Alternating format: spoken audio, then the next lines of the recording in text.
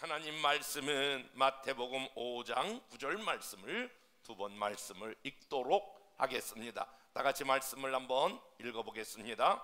화평하게 하는 자는 복이 있나니 그들이 하나님의 아들이라 일컬음을 받을 것이며, 화평하게 하는 자는 복이 있나니 그들이 하나님의 아들이라 일컬음을 받을 것이며.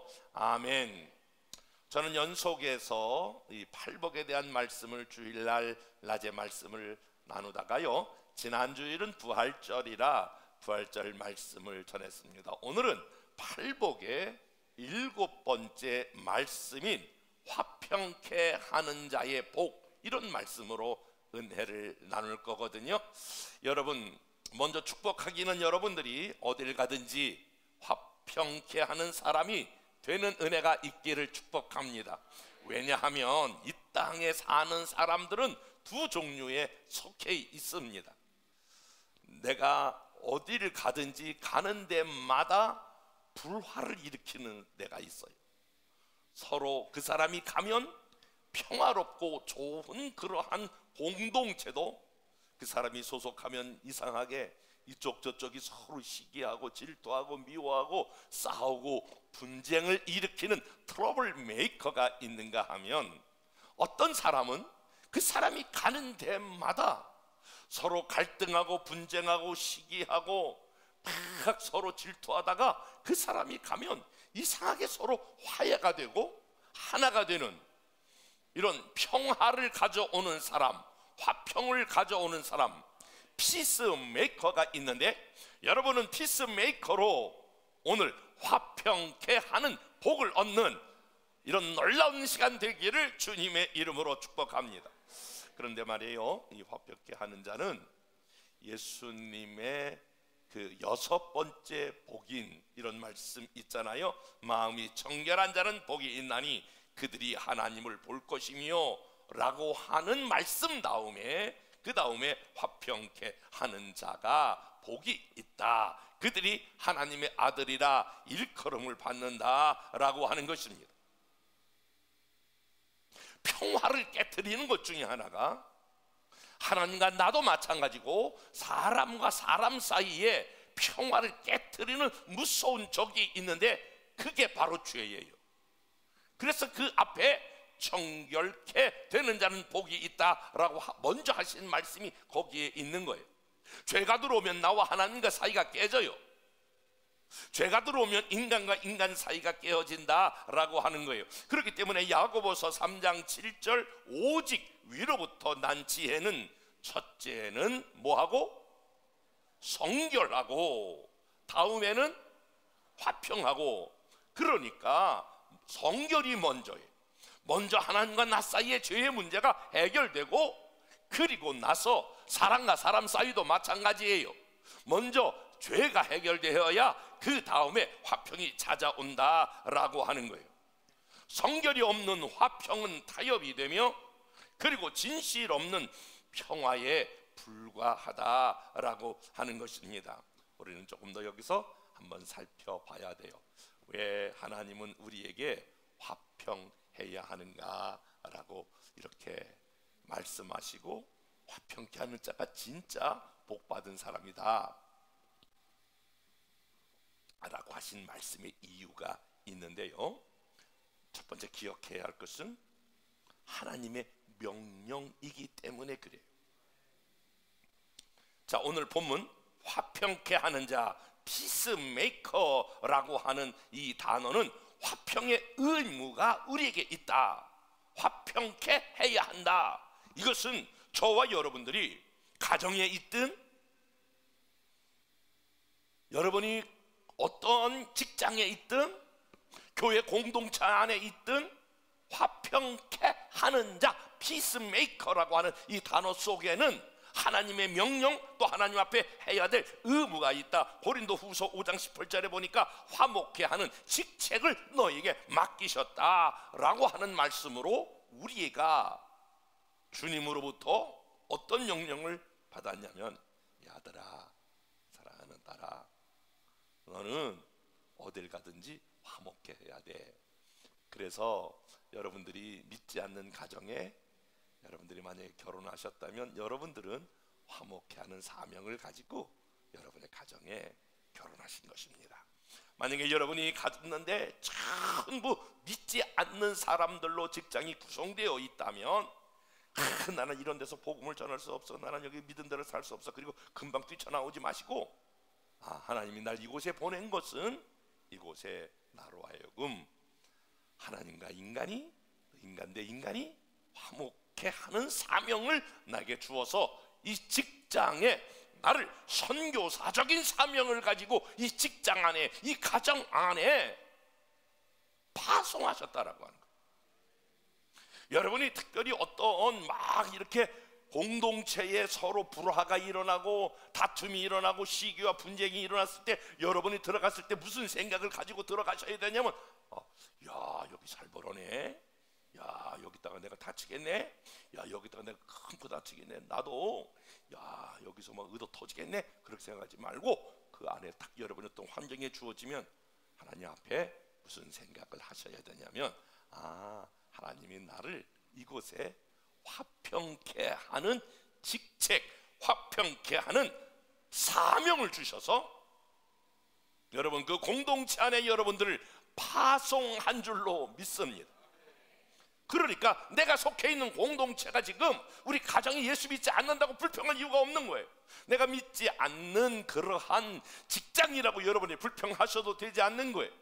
우리 지금 모이는 이 모임이 여러분이 어떤 모임이든 이 안에 막 불화가 있다고 불평하지 아니하고 이곳에 하나님께서 나를 화평케 하는 사명을 주어서 보내셨다라고 하셔야 됩니다.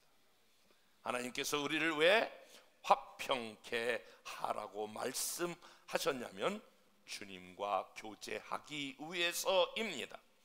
히브리서 13장 20절에 보니까 우리 하나님을 평강의 하나님이다 라고 말씀하세요. 이사야 9장에 보면 평강의 왕이다 라고 하는 거예요.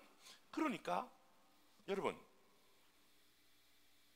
하나님과 친해지려면, 주님과 교제하려면 그분 자체가 평화예요. 그분 자체가 화평이니까 우리가 화평으로 나아가야 한다라고 하는 것입니다. 여러분, 조금 더 우리가 구체적으로 살펴보면 우리가 이 화평을 누구와 해야 하는가라고 하는 것입니다. 먼저 하나님과 저와 여러분들이 화평하기를 축복합니다. 욥기서 22장 21절. 여러분, 이 말씀 대단히 중요한 말씀이에요. 시작. 너는 하나님과 화목하고 평안하라. 그리하면 복이 내게 임하리라. 먼저 사람과 내가 막 친해지고 이 사람과 막 잘해보고 막 화해하려고 그러고 풀어보려고 애쓰는 것이 아니라 하나님과 내 사이에 오늘 화목하고 평안한가, 나는 하나님의 주시는 평안이 내 안에 가득한가, 여러분 점검해 보셔야 돼요.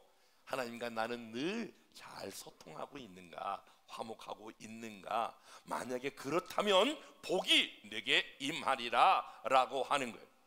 우리는 원래 로마서 5장 10절에 보니까 하나님과 원수되었다라고 성경은 말하고 있어요. 처음부터 여러분들이 예수 믿는 사람이 아니었을 거예요. 아마 모태신앙도 여러분의 부모, 여러분의 할아버지 그 조상으로 가면 처음부터 하나님을 믿지 않았던, 하나님과 원수되었던 사람인데, 로마서 5장 1절에 보니까 예수 그리스도로 말미암아 하나님과 더불어 우리가 화평을 누리게 된 줄로 믿습니다. 에베소 2장 14절에 그는 우리의 화평이 되신지라. 여러분, 이런 거 있어요. 하나님과 나 사이에 이렇게 화평이 이루어지면 여러분, 놀라운 것 중에 하나가 우리 안에 평안이 임해요. 이 평안, 요한복음 14장 27절 이렇게 말씀하고 있어요. 다 같이 한번 읽어보겠습니다. 시작. 평안을 너에게 끼치노니 곧 나의 평안을 너에게 주노라. 내가 너에게 주는 것은 세상이 주는 것 같지 아니하리라. 네, 근심하지 말라. 여러분, 이 평안이 두 가지가 있는데, 세상에서 내가 무엇을 소유함으로, 내가 어떤 위치에 올라감으로 평안이 있어요. 근데 이 모든 평안은 세상에서 주는 평안과 오늘 예수님이 내가 주는 평안이 다르다라고 했는데, 그럼 뭐가 다를까요? 세상에서 내가 무엇을 얻음으로, 내가 무엇을 가짐으로, 어떤 위치에 올라감으로 여러분이 그때 잠깐에 오는 평안은 일순간이에요. 순간적이에요. 그것이 사라져요. 여러분이 만약에 월세에 살다가 전세로 옮겨본 경험이 있나요? 전세 살다가 혹시 내 집 마련한 그러한 게 있나요? 근데 아직도 그게 1년 10년 지났는데 막 그것 때문에 막 마음이 평안하신가요? 그럴 수 있지만 대부분이 그렇지 않아요. 제가 종종 말씀을 드리는데, 교회 이 건물 짓기 전에 조그만 그 다른 데 세를 얻어서 이렇게 살다가 건물을 짓고 카페트에 된 이런 본당에 올라오는데 너무 감격해서 제가 신발을 벗고 여기 막 계속 다녔던 때가 있어요. 저 카페랑을 만들고 너무 밤에도 혼자 앉아가지고 카페랑에, 이야, 이 장소가 이렇게 바뀌었네. 혼자 나와가지고 아무도 없는데, 야, 참 너무 멋있다. 하나님이 너무 좋은 장소를 주셨다. 근데 지금은 안 그래. 지금 밤에 안 나와. 세상에서 주는 평안과 기쁨은 잠깐이에요. 그런데 오늘 내가 너희에게 주는 것은 세상이 주는 것과 다르다. 오늘 여러분이 세상에서 주는 평안도 얻으셔야 되겠지만 하나님의 주시는 평안으로 가득한 여러분 되시기를 바랍니다. 그래서 세상에 어떤 두려움이 와도, 어떤 염려가 와도, 어떤 걱정이 와도 하나님의 주시는 평안이 오늘 저와 여러분의 마음을 사로잡을 수 있기를 주님의 이름으로 축복합니다. 여러분, 그 평안을 누리려면 빌립보 4장 6절 우리에게 말씀하고 있어요. 너희는 아무것도 염려하지 말고 오직 모든 일에 기도와 간구로 너희 구할 것을 감사함으로 하나님께 아뢰라.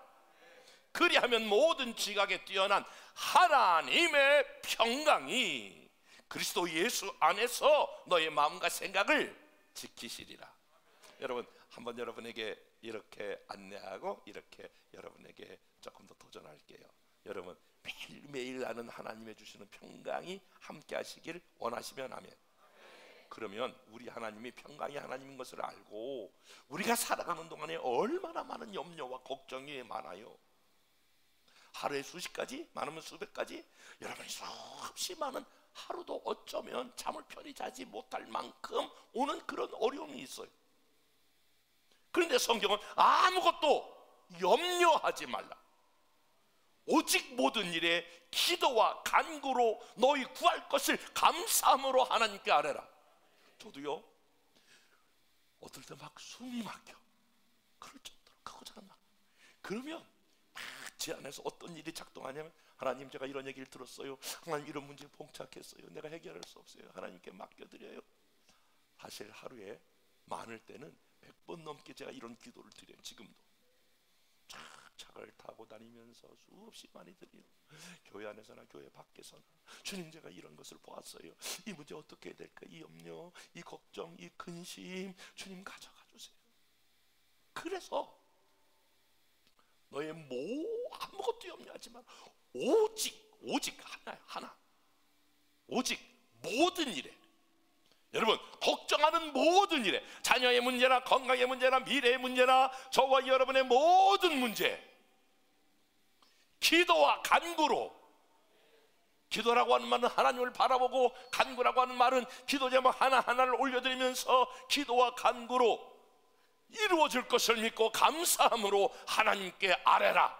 그리하면 평강의 하나님이 너의 마음과 생각을 지키시리라. 그래서 이 평강의 하나님을 저와 여러분이 경험할 수 있기를 주님의 이름으로 축복합니다.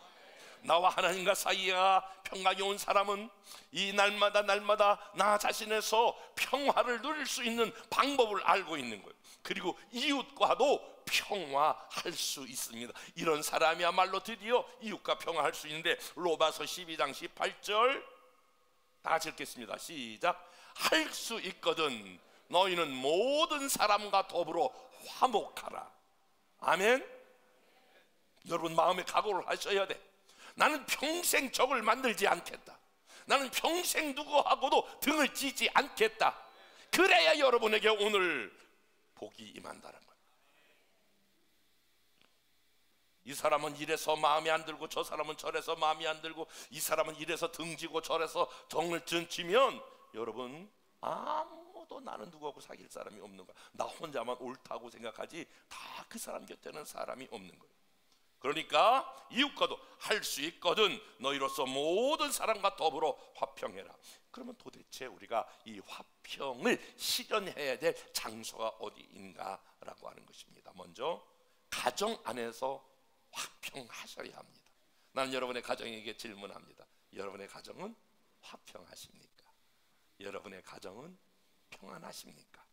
여러분의 가정은 행복하십니까? 여러분의 가정은 아무 문제가 없다고 생각하십니까?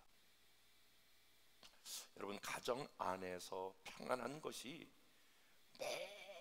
모든 성공과 승리의 지름길인 거예요. 성경 잠언 17장 1절은 우리에게 이렇게 권면하고 있어요. 다 같이 한번 읽어볼까요? 시작. 마른 떡 한 조각만 있고도 화목하는 것이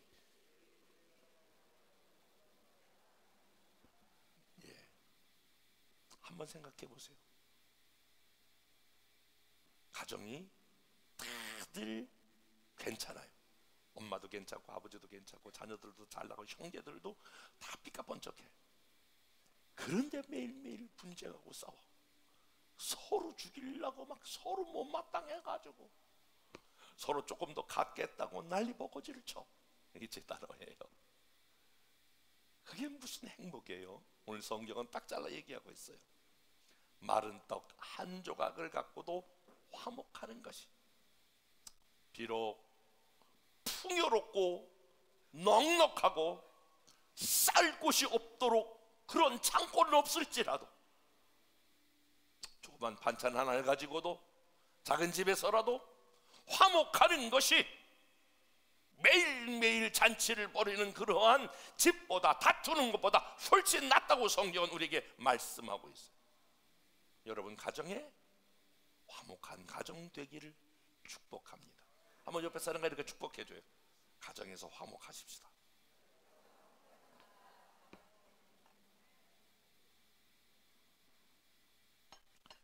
여러분 두 번째로 우리가 교회 안에서 화목해야 합니다.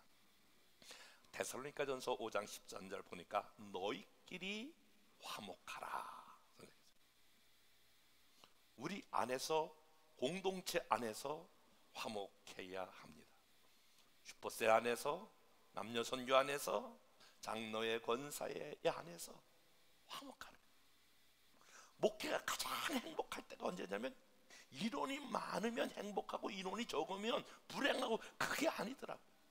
저는 한 명에서부터 쭉 시작해봤기 때문에 인원이 적다고 불행한 게 아니고 교회가 작다고 불행한 게 아니고 교회가 크다고 행복한 게 아니에요. 여러분 부모가 마찬가지. 자녀가 많다고 불행하고 행복 그게 상관이 없어요. 목사로서 목회를 해보니까 가장 행복할 때가 언제냐면 성도들끼리 서로 화목할 때 서로가 서로를 막 위해주고 서로를 막 챙겨주고 막 칭찬하고 그러면 얼마나 기쁜지 몰라요. A는 와서 B를 욕하고 B는 C를 욕하고 C는 D를 욕하고 D는 나중에 보면 서로 욕하고 있어. 그러면 굉장히 기분이 좋을 것 같지만 여러분 부모랑 똑같아요. 목회가 아버지는 누구만 사랑한다고 누구만 이뻐한다고 막 그래버리면 그처럼 가슴 아픈 일이죠. 속으로 내가 다 똑같이 사랑하는데 왜 아직도 그걸 모르니? 그런 거랑 똑같아. 슈퍼셀에서도 마찬가지. 사랑하는 여러분, 그렇기 때문에 고린도전서 1장 10절에 보니까 형제들아 내가 예수 가운데 분쟁이 없어야 한다. 같은 마음 같은 뜻으로 온전히 합하라. 에베소 3장 4절에 보니까 성령의 매는 줄로 성령이 하나 되게 한 것을 심써 지키라. 난 우리 교회가 크든지 작든지 화목한 교회가 되기를 축복해요. 저는요 이게 막 가슴이 절절해. 왜냐하면 제가 어릴 때부터 싸우는 교회에서 있어요. 그러니까 지난번도 말씀, 목사님이 설교하면 막 장로들이 들어와서 멱살 막 잡고 내려가는 거예요. 가운을 벗고. 난 그러다 그 자리에서 즉사하시는 분들도 봤고, 아니 목사님이, 제가 이런 말씀 드렸어요. 사무총회 1년에 한 번 하거든요. 직원회라는 걸 지금 직원회 법적으로도 많이 이제 바뀌었는데, 직원회래요. 조용했던 교회가 직원회만 하면 싸우는 거예요. 사무총회 하면 싸우는 거예요. 그러니까 목사님 원래 이렇게, 옛날에 나 가운 입었잖아요. 가운 입고 이런 회의를 진행할 때는 가운을 벗고 양복 입고 이렇게 하는 거거든요. 근데 워낙 막 달려드니까 목사님이 가운을 안 벗고 오전 예배 끝나고 시작하면 오후 예배까지 9시, 그래 7시까지 회의를 하는 거야. 그래서 회의가 안 끝나.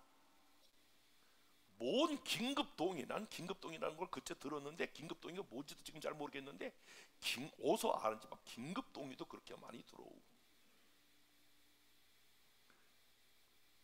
저는 깨어진 가정에서 자랐고, 그래서 이 부부가 서로 이별한다는 거 막 구구절절해. 막 그런 분들 보면 막 가슴이 너무 아파.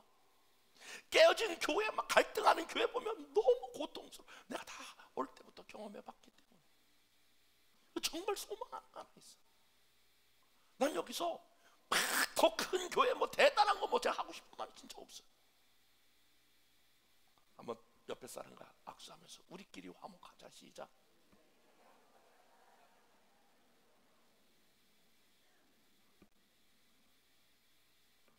만약에 저와 여러분들이 이렇게 화평케 하는 자가 되면, 성경은 오늘 팔복 가운데 이렇게 말씀하고 있어요. 만약에 너희가 화평케 하는 사람이 된다면 하나님의 아들이라 일컬음을 받을 것이다. 여러분, 이 말씀이 무슨 말씀이에요? 우리가 화목하게 지내잖아요. 화평하게 지내잖아요. 그러면 여러분을 향하여 하나님의 아들이네, 저분이 하나님의 딸이네, 그렇게 한다는 거예요. 그렇게 일컬음을 받는다는 거예요. 그것은 여러분 무엇을 의미합니까? 인정을 받는다는 거예요. 사람들에게 인정을 받는다는 거예요. 하나님께 인정받는 것도 중요하지만 사람들에게 인정을 받는다라고 하는 거예요. 여러분, 사람들에게 인정을 받는다라고 하는 게 왜 중요해요? 우리가 속해 있는 공동체에서, 믿지 않는 가정에 여러분이 만약에 들어왔을지라도 여러분이 인정을 받아야 그 다음에 하고 싶은 메시지가 있는 거예요. 복음이 전달되는 거예요. 직장 안에서도, 야, 저 사람 화목해 하는 것을 보니까 저 사람 하나님의 자녀 맞네. 그래야 그 다음에 우리가 하는 말이 먹혀 들어간다라고 하는 거예요. 이 땅은 저 같은 목사들이 얼마나 잘못했으면, 얼마나 잘못했고 우리 성도들이 잘못했으면 우리가 하는 말을 세상이 믿어요? 지금 가장 큰 아픔이 뭐예요?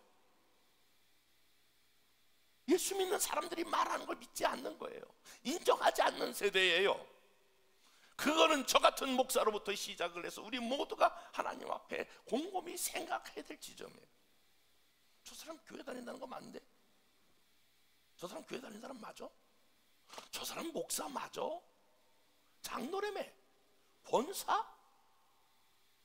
하나님의 아들이라고 하는 걸 인정받지 못할 때에 그 뒤에 우리가 무슨 얘기를 해도 아무런 효과가 없는 거예요.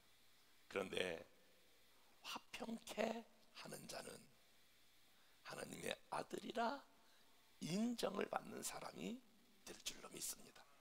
나 인정받았네, 그게 아니라 그 다음에 우리가 말하는 복음을 전하는 메시지가 전달된다라고 하는 거예요. 오늘 제 설교의 핵심은 어떻게 하면 화평케 하는 사람이 될까라고 하는 거예요. 다시 한번 축복할 때요, 여러분, 오늘 설교의 중반 넘어가서 이제 마지막 결론 부분이지만 정신을 바짝 차려서 한번 제 말씀 같이 한번 나눠봅시다. 여러분, 먼저 축복하고 싶은데 여러분들이 화평케 하는 사람 되시기를 주님의 이름으로 축복합니다. 그러려면 먼저 첫 번째, 나의 내면에서 화평케 하는 자의 모습이 이루어져야 합니다.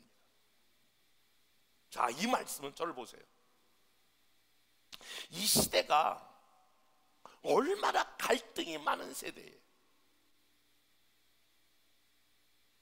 성비 간의 갈등, 세대 간의 갈등, 여러분 이데올로기적인 갈등, 이 작은 땅덩어리 안에서 무수히 많이 좁은 땅 서로 승자가 이기는 그러한 게임을 하다 보니까 상대방을 눌러야 하고 상대방을 물리쳐야 되고, 그러니까 우리나라는요 보통 이런 웬만한 나라 여유가 없어. 사람들 마음에 어떻게든지 상대방을 짓밟고 그래야 내가 이기니까 승자만이 살아남는 게임을 하고 있는 이 시대적인 상황과 맞물려 있다, 그런 말이에요. 그러다 보니까 우리가 살아왔다라고 하는 말의 의미는 얼마나 많은 다른 사람들로부터 살아오면서 공격을 당하고 억울한 일을 당하고 힘든 일을 당하면서 살아왔는가라고 하는 것을 반증하고 있는 거예요.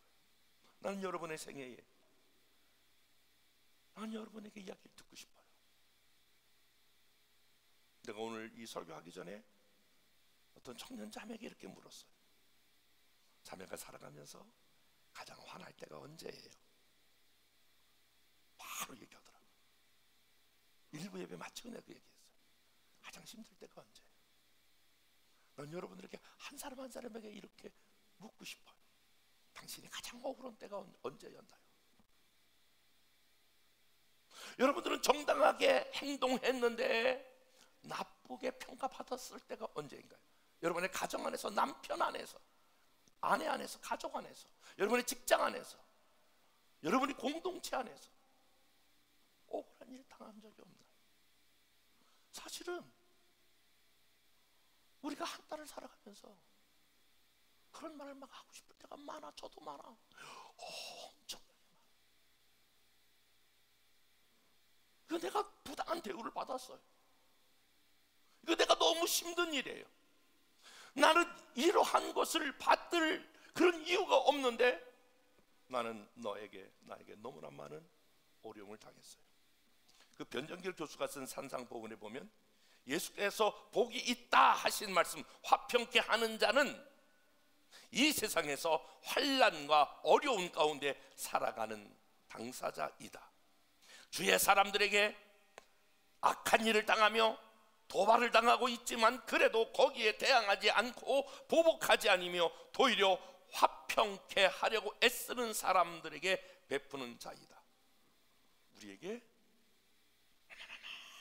얼마나 억울한 일을 당한지 몰라요. 그래서 그것이 여러분에게 고슴도치와 같이 전부 상처가 됐어요. 툭 건드리면 막 사람이 공격적이 돼. 그 얘기는 뭐냐면 내가 상처를 너무 많이 받았다는 거예요. 가시 돋친 막 그런 생각들이 막 들어. 이 사람이 열을 했으면 난 막 100으로 갚아주고 싶어. 내 안에 화평이 이루어지지 않고 있다라고 하는 증거예요. 그분은 화평케 되지 않으면 절대로 피스메이커 역할을 감당할 수가 없어요. 그러니까 여러분, 이게요, 죄송합니다, 미안해요, 교회 안에서조차 많은 상처들이 쌓여가요. 그렇게 저는 목회하면서 또 집회 다니면서 수많은 상처와 갈등을 만난 교회와 사람들을 만나게 돼요. 너무너무 안타까운 일이죠. 그렇게 하면 우리가 절대로 다 여러분들은 소원할 거예요. 나는 화평케 하는 자가 되겠다라고 말하지만 실질적으로 여러분 내면이 아직도 치유되지 않았기 때문에 화평케 하는 사람이 될 수 없어요. 그러므로 사랑하는 여러분, 저와 여러분 가운데에 먼저 주님 앞에 나아가 저와 여러분의 마음이 치유되고 회복되고 하나님의 주신 평안으로 가득하기를 원해요. 저에게도 가장 큰 아픔이 2년 전에 있었는데, 제가 우리 교단, 성결교단이 115년 되었을 때에 제가 우리 교단의 대표가 되기 위해서 부총회장에 출마한 적이 있어요. 그때 코로나가 굉장히 만연했던 때인데 부총회장 출마하고 선거운동을 한 3개월 하고 출마했어요. 놀랍게 사람들의 마음이 전 세계적으로 그때 외국에서는 못 나왔는데 한 700명의 대의원들이 저에게 표를 한 400표 이상을 주었어요. 제가 그냥 당선이 되는 거예요. 근데 뭐 상대방에서 말할 수 없는 거 막 별걸 다 뒤져가지고 하다못해 내가 10년 전에 했던 페이스북까지 막 이렇게 해가지고 그때 막 책을 내고 책 하나 사진 찍은 거 막 이것도 막 고발해가지고 뭐 그런 것도 다 문제가 안 돼. 근데 우리 뭐 그때 코로나 때 사람을 잘못 행정하는 목사님이 잘못해서 그걸 올렸는데 그거 가지고 한 명 틀린 거 가지고 문제 삼아서 저를 후보자에서 취소시켜버렸어요. 바로 그래서 헌법위원회라고 하는 우리 교단의 헌법위원회에 가서 이게 제대로 맞는지 해석해 주세요. 유권 해석이라는 걸 받았는데 잘못이 없다라고 하는 게 헌법위원회의 유권 해석이에요. 이건 헌재와 같아서 그냥 결정 내면 받아들여야 되는데 그래도 끝까지 하면서 경주총회에 가서 총회를 하는데 보통 6시, 7시가 끝나는데 9시가 넘도록 회의가 안 끝나는 거예요. 막 700명의 대원이 막 일어나서 막 자. 저는 거기 후보자로 이렇게 앞에 앉아서 우리 저를 도왔던 사람들은 억울합니다. 이러시면 안 됩니다. 막 회의를 강행하고 막 여기저기서 막 방송국에 사진 찍고 그때에 하나님이 저에게 주셨던 생각 두 가지가 있어. 이 문제는 너가 풀어야 된다. 제가 계속 기도하면서 밑에 앉았어요. 또 하나는 이삭을 생각하게 했어요. 이삭. 성경에 이삭이 번뜩 생각이 나더라고요. 이 이삭은 여러분 성경을 좀 찾아보면 한번 좀 찾아볼게요. 창세기 26장인데요 12절부터 16절까지 다 같이 한번 읽어볼게요. 시작. 이삭이 그 땅에서 농사하여 그의 백백 얻었으므로 여호와께서 복을 주심으로 그 사람이 창대하고 왕성하여 마침내 거부가 되어 양과 소떼를 이루고 종이 심이 많음으로 블레셋 사람들이 그를 시기했다. 이삭에 대한 이야기가 나오는데 이삭이 농사를 지으면 엄청나게 하나님이 복을 주는 거야. 창대하고 왕성해지는데 그런데 양떼 소떼가 막 많아지는 거야. 근데 그걸 시기했던 사람들이 있는데 바로 블레셋 사람들이 와가지고 그 우물을 다 막아버리는 거예요. 그러니까 16절 다 같이 한번 읽어보겠습니다. 시작. 아비멜렉 이 이삭에게 이르되 내가 우리보다 크고 강성하니 우리를 떠나라. 우리가 이거 내가 땅 방인데 왜 떠나냐? 그렇게 하지 아니하고 이삭이 떠납니다.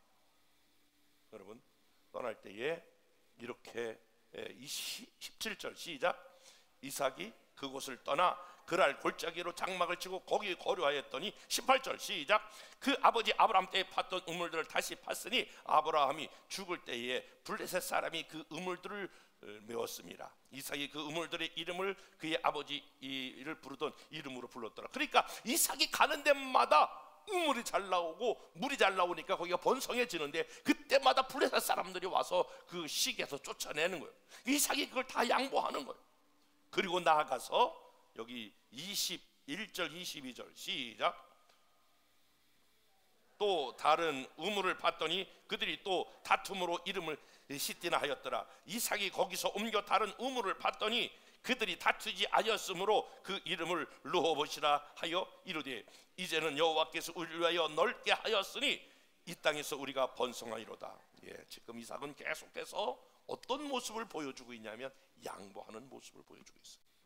그러니까 우리가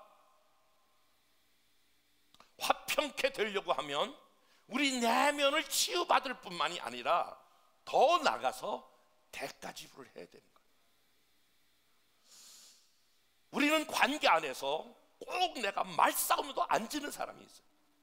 어떻게 하든지 내가 말싸움을 상대방으로 하여금 말 못하게 하는 경우가 있어요. 제가 늘 그렇게 얘기해요. 말로 이기면 뭐하냐? 그 다음에 실질적인 걸 손해보는데 그 자존심 안 지기 위해서 끝까지 말싸움. 어떻게 하든지 너하고 나하고 관계해서 내가 계산해봐가지고 절대로 안 지는 사람이 있어요. 그러면 여러분 내 안에 평안도 없고 피스메이커가 안 되는 거예요.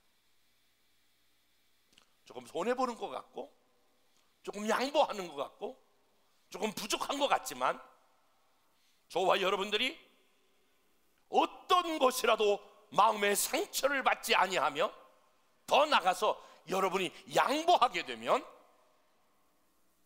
하나님께서 그것을 반드시 보상하실 줄로 믿습니다. 제가 그 일 경험에 너무 오랫동안 그 문제를 기도했어요. 하나님, 그때 내가 너무 억울합니다. 그리고 제가 오는 길에 저를 떨어뜨렸던 모든 사람들에게 다 전화를, 목사님이 전화해서 훌륭합니다, 대단합니다, 인정합니다. 다 제가 부족했습니다. 왜 그런 것을 했냐면,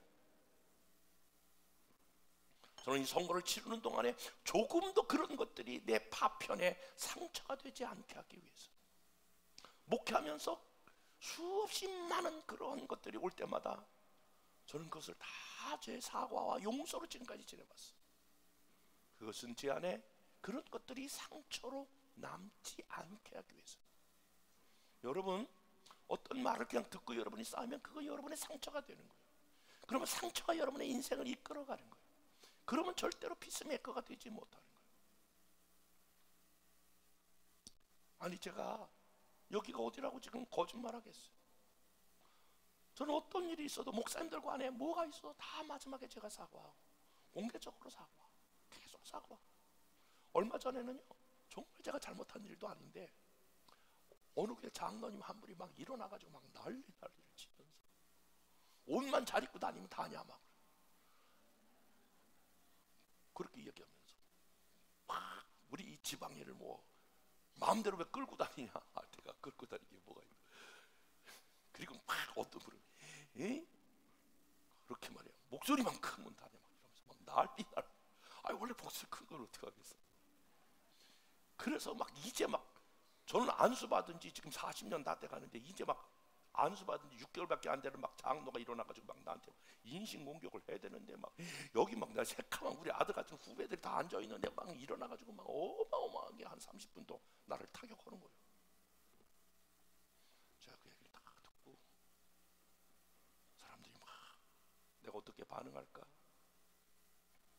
제가 이 지방의 선임 목사로서 그렇게 아픔의 마음을 끼쳐드렸다면 용서를 구합니다. 그리고 내가 언제든지 이 교회에 와서 내가 모든 용서를 구할 그런 준비가 됐습니다. 그리고 제가 얼마 전에 가서 그 교회 가서 잘못했다고 내가 예배 시간에 가서 내가 용서를 공개적으로 했다니까. 그거는요, 이유가 간단해. 나 진짜 그 사람 안 좋아해. 그런데 그것을 내가 품으면 상처가 되는 거예요. 상처가 되면 내 안에 평안을 경험할 수 없는 거예요. 그러면 화목해 하는 사명을 감당할 수 없는 거예요.